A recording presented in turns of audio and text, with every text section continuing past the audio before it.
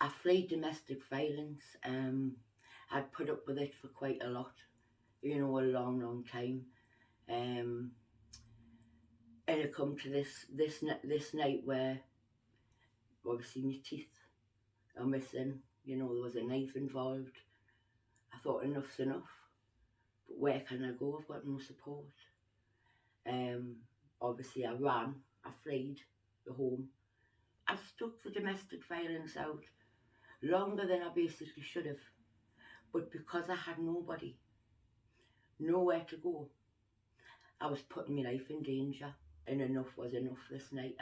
I obviously it become really bad, and I remember running out of that house, crying, and it was cold and wet, thinking, what do I do? Where do I go? That night of fleeing that domestic violence was the most frightening night after everything I've been through. Out of everything, knowing I had nowhere to go, I was on the streets with basically the clothes on my back.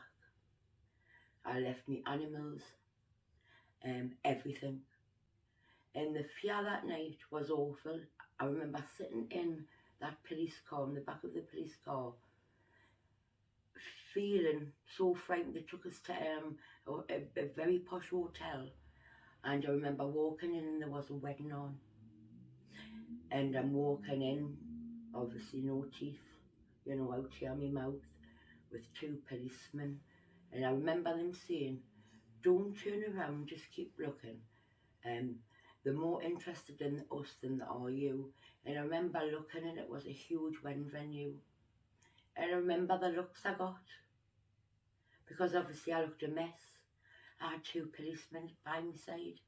I remember looking around over my shoulder, and I felt so humiliated. Like I say again, it's very judgmental, very, and it shouldn't be.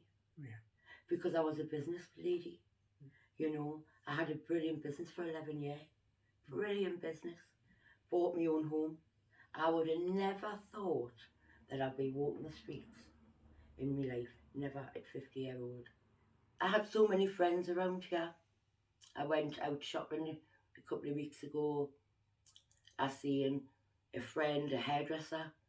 I went to say hello, and she just looked us up and down as if basically I was nothing.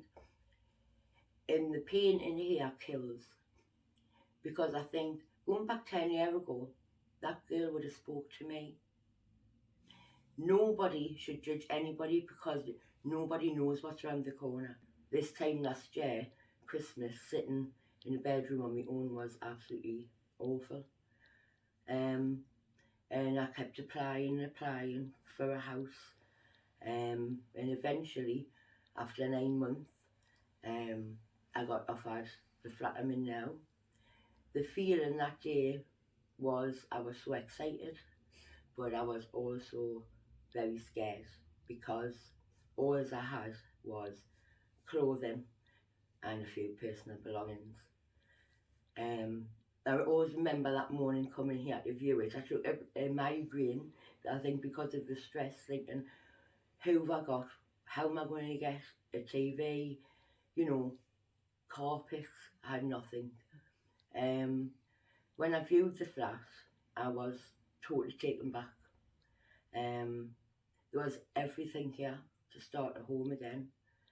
Carpeted, blinds, furniture, washer, fridge, things that I would have never be able to afford, and moving into an empty flat and starting again. I was just, I can't explain the feeling I had. It was like all my Christmases had come at once. The support I get off YHN is unbelievable, because I do suffer still, obviously, with mental health.